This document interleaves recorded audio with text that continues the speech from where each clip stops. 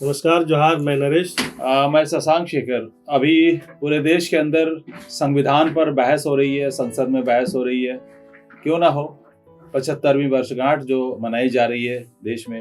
आपको मालूम हो कि 26 नवंबर 1949 को संविधान अंगीकृत किया गया था देश में। तो संविधान आज कहाँ है? संविधान संसद से लेकर सड़क तक अगर बात करें तो संविधान को लेकर काफी चर्चा होती है। आपने देखा होगा, चुनाव के दौरान भी राहुल गांधी के हाथों में संविधान की पुस्तिका लहराते हुए बात करते थे, संविधान खतरे में है। और काफी चीजें हो रही है। अब इसी पर हम लोग थोड़ी सी बात करेंगे कि आखिर संविधान पर जो बहस हो रही है इसके मायने क्या है। तो नरेश जी इस पर कुछ चीजें लेकर आए हैं, समेट कर आए हैं। हम इस पर एक निष्कर्ष पे पहुंचना चाहते हैं कि देश आखिर हमारा जो संविधान पर ही चलता है। हम बात करते हैं, संविधान ने हमें अधिकार दिए हैं, हमारे कर्तव्य भी यहाँ पे लिखित हैं, उल्लिखित हैं और उस पर चलेंगे। आज अगर देश का कोई प्रधानमंत्री बनता है, आप कहते हैं मोदी जी कि एक पिछड़ा वर्ग का व्यक्ति आज प्रधानमंत्री पद पर आसीन है, देश में हम अपने अधिकारों की बात कर सकते हैं, अपनी आवाज उठा सकते हैं, तो ये संविधान से ही संभव हो पाया है। अब इस पर बहस जो हो रही है संसद में, और काफी तीखी बहस हो रही है। आपने उसको देखा भी होगा, सुना भी होगा। एक तरफ प्रधानमंत्री, गृह मंत्री लगातार कांग्रेस पर प्रहार किए जा रहे हैं। नेहरू तक से उन्होंने, हालांकि 2014 से ही ये सारी चीजें सिलसिला शुरू हो गई है कि मोदी जी कभी भी आते हैं, बात बात पे नेहरू जी पर चले जाते हैं कि नेहरू जी ने ऐसा किया, नेहरू जी ने वैसा किया। तो ये सारी चीजें हो रही है। तो एक दूसरे पर आरोप मढ़ना, मतलब अपनी दोष को कम करना, दूसरे की गलती को ज्यादा बताना, क्या यही इलाज है सही? दोस्तों, जैसे कि आप सबको मालूम है कि अभी हाल में लोकसभा में बहस हुई संविधान की 75वीं वर्षगांठ पर।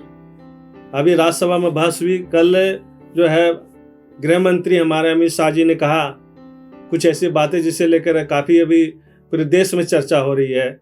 उन्होंने कहा था कि आजकल एक फैशन बन गया है कि नाम लेते रहो खाली अम्बेडकर अम्बेडकर अम्बेडकर का। अगर इतने बार अगर आप नाम नहीं लेते 7 जन्मों तक आपका स्वर्ग में जो मेरा जगह बुकिंग हो जाता है ना।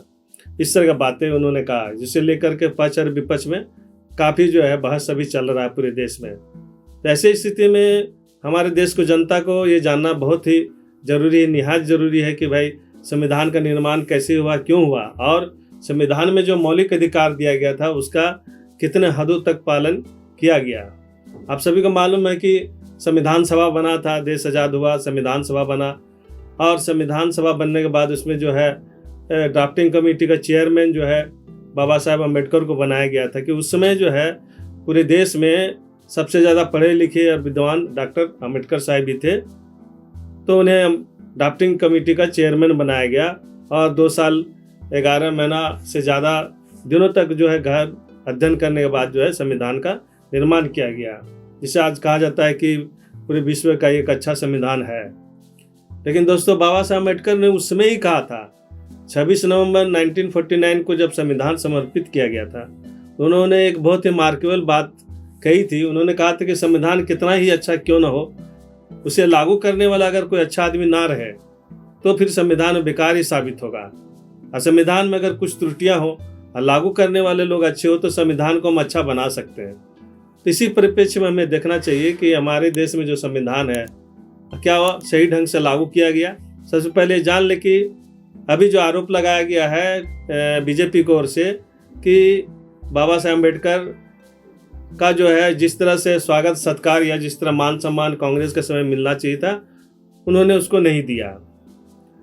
और 90 तक जो है भारत रत्न से भी सुशोभित नहीं किया गया।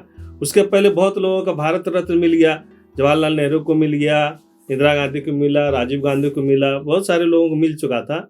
लेकिन ये बात सही है कि डॉक्टर अम्बेडकर साहब का भारत रत्न तो सबसे पहले मिलना चाहिए था। इस सवाल पर जो है कांग्रेस तो घेरे में है और इसके जवाब जो है कांग्रेस को सूझेगा नहीं, क्योंकि इतने बड़े विद्वान को आपने साइड करके भारत रत्न बहुत लोगों को बांटा, लेकिन उनके प्रति जो मान सम्मान दिखाना था उसमें वो असफल हुए। अभी वो किताब लेके घूम रहे हैं, अलग बात है।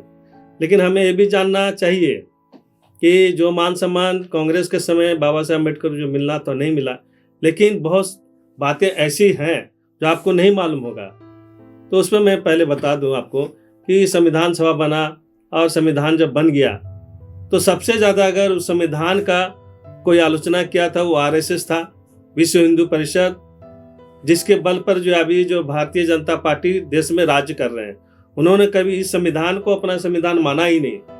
उस समय के ऑर्गेनाइजर में छपा था जो उसका मुख्य पत्र है ऑर्गेनाइजर, जिसमें कहा गया कि संविधान में भारतीयता नाम का कुछ नहीं है, यानी मनुस्मृति का बहुत सारे विधान उसमें जो आना चाहिए नहीं है। ये बाबा साहब ने पूरे विश्व का इधर उधर का ढांचा लेके इसको बनाया है, लेकिन भारतीयता का पता नहीं है। तो इन्होंने सब दिन, ठीक है कांग्रेस ने आधा अधूरा संविधान को लागू किया, लेकिन तुमने तो संविधान को माना भी नहीं और अभी भी नहीं मान रहा आप।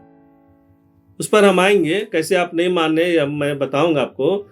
लेकिन बाबा साहब अम्बेडकर ने जो प्रावधान खासकर पिछड़े दलितों और वंचितों के लिए जो दिया गया था और जो उसका हक अधिकार देने की जो बातें थी, उसे जो मिलना चाहिए था, ठीक होता नहीं मिला, लेकिन जो भी मिला कांग्रेस के देन थी जो उसे दिया गया। कांग्रेस के समय ही जो है आरक्षण लागू किया गया। कांग्रेस के समय जो है बहुत सारे ऐसे इंस्टीट्यूट बने जिस पर जो है आरक्षण का फायदा उठा करके जो लोग नौकरी में गए। जैसे उसका मुख्य काम था, जैसे मैंने कहा कि जब संविधान लागू हुआ तो सबसे पहला जो है संविधान संशोधन आरक्षण पर ही हुआ था, और उस आरक्षण को देश में लागू करने के लिए कांग्रेस के समय ही जो आरक्षण के पक्ष में जो संविधान संशोधन हुआ था, तो आरक्षण को बहुत हद तक लागू करवाया। लेकिन जैसा कि सामाजिक स्ट्रक्चर था उस ढंग से जो है नहीं हो पाया, क्योंकि ब्राह्मणवादी सोच रखने वाले जो है कांग्रेस में बहुत भरे पड़े थे, इसलिए मन से आरक्षण लागू नहीं किया जाता था। लेकिन कुछ भी हो, लागू किया गया। दूसरी बात है कि बैंकों का राष्ट्रीयकरण किया गया, बहुत सारे ऐसे पब्लिक सेक्टर यूनिट बने, रेलवे जैसे बड़े संरचना बनाया गया। इसके बाद जो है जमींदारी प्रथा को समाप्त किया गया। फिर भी पर्स आपको मालूम होगा कि राजाओं को जो है देश की आज़ादी के बाद भी बहुत दिनों तक पैसा मिलता था, जो इंदिरा गांधी ने खत्म की।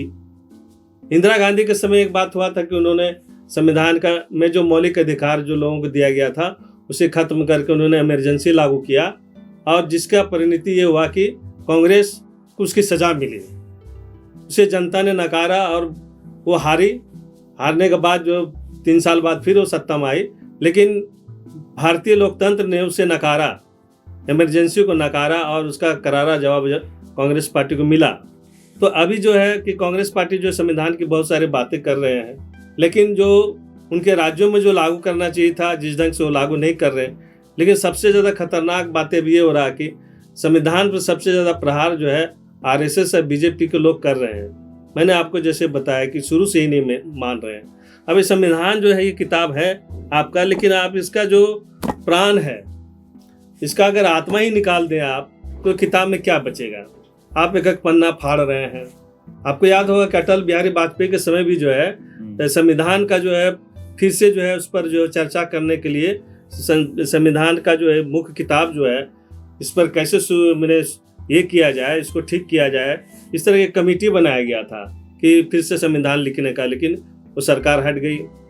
अभी भी बात चल ही रहा है कि भाई भारत का संविधान तो जो है वो रहेगा, क्योंकि न्यायाधीश और जो है सुप्रीम कोर्ट जो है भारत के संविधान के पक्ष में रहते हैं, कभी नहीं भी रहते। लेकिन सुप्रीम कोर्ट ने हमेशा संविधान की बहुत सारे प्रावधानों को उन्होंने माना, बहुत सारे प्रावधानों को नहीं भी माने।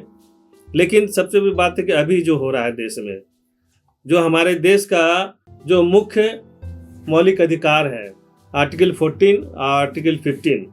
आर्टिकल 14 बोलता है कि समानता का अधिकार दिया गया है आपको, यानी all are equal before law.